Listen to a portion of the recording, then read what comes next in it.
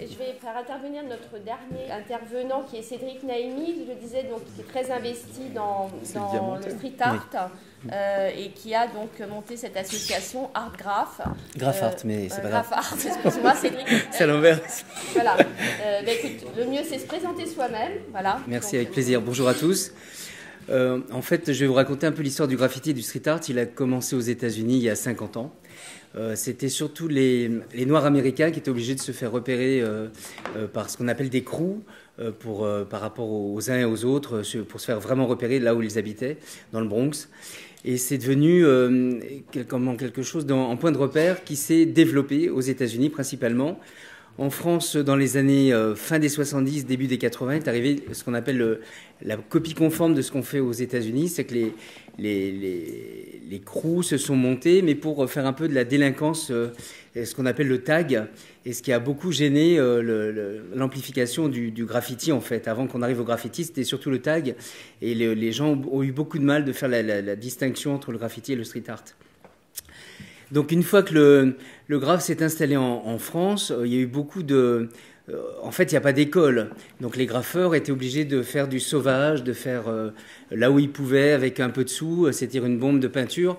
Les bombes de peinture étaient des bombes juste pour les voitures, pour quand vous aviez une rayure. Donc il a fallu qu'ils trouvent des astuces. Donc les premières bombes étaient 4 couleurs primaires. Donc est arrivé le cirage, ils ont fait des bombes avec du cirage. Et petit à petit, les couleurs sont arrivées, les technologies sont arrivées. Après est arrivé ce qu'on appelle les caps. C'est au niveau des bombes, au-dessus de la bombe, c'est la projection. Les premières projections, comme je vous dis, c'était pour des voitures. Et après, il y a eu des amplifications de plus ou moins larges, de plus ou moins fines, pour pouvoir vraiment développer une technique qui est devenue vraiment le graffiti, ce qui est devenu vraiment le graffiti. Dans cette évolution du graffiti, on le voyait que dans les friches, on n'avait pas l'occasion de voir le graffiti... comme on le voit maintenant dans les musées, il rentre vraiment partout, dans les galeries. Et il y a 10 ans, donc la Graph Art, l'association, a 10 ans, je me suis dit, il y a peut-être quelque chose à faire, donc de trouver un endroit propice pour exposer un peu les graffeurs. J'ai trouvé pas mieux que les Puces de Saint-Ouen, puisque les Puces de Saint-Ouen, c'est le premier marché d'art au monde qu'on a en France, donc à Saint-Ouen. Et il était grand temps un petit peu de relever le défi, de se dire... on est toujours dans les dorures, dans l'aspect un peu, pardon pour le château de Versailles, mais bon, on est toujours un peu dans le côté traditionnel et là je crois qu'on vit quelque chose de nouveau, c'est que le graffiti est quelque chose de nouveau, ça permet aux jeunes de pouvoir se faire connaître, de se faire reconnaître, de maintenant aussi gagner de l'argent puisqu'ils commencent à vendre ils vendent leurs œuvres, il y a une cotation aussi sur les œuvres qui est amplifiée. Le premier précurseur, c'est Pierre Cornet de Saint-Cyr qui fait partie de mon jury, on va y venir après sur le prix. Et Pierre a été le premier à repérer Basquiat, entre autres, et d'autres artistes. Et c'est lui qui les a mis vraiment en vitrine. C'est vraiment les premiers artistes par Pierre Cornet de Saint-Cyr. Est arrivé aussi l'audace d'Alain Dominique Galizia, qui a fait le Grand Palais, la première exposition de graffiti au Grand Palais, et qui a été après suivie par la Fondation Cartier, par Alain Dominique Perrin. Et donc voilà, le graffiti a évolué. Pourquoi donc le graffiti après c'est restreint, on va dire? Pourquoi il y a une restriction? Comme je vous dis, c'était par rapport aux mentalités du tag, de la délinquance. Les premiers graffeurs avaient quand même saboté la station du Louvre. Et voilà donc un peu le phénomène du graffiti. Donc cette association que j'ai montée aux Puces de Saint-Ouen, j'ai eu comment on appelle ça, si je veux le dire, des pétitions, parce que c'était très mal perçu de venir aux Puces de Saint-Ouen par rapport à ramener les graffeurs. Et puis je me suis dit, mais il y a quand même beaucoup d'artistes qu'on ne voit pas du tout, qui ont du talent. Et c'est pour ça qu'en 2014, j'ai voulu monter le prix du graffiti. Mon premier partenaire qui a cru avec nous, c'était l'EDF. L'EDF a dit, écoutez, votre projet nous intéresse, on vous suit sur le prix, on vous expose pendant 1 mois. Et en fait, d'un mois, on est passé carrément... à 113 000 visiteurs sur 4 mois sur l'EDF, sur la fondation EDF.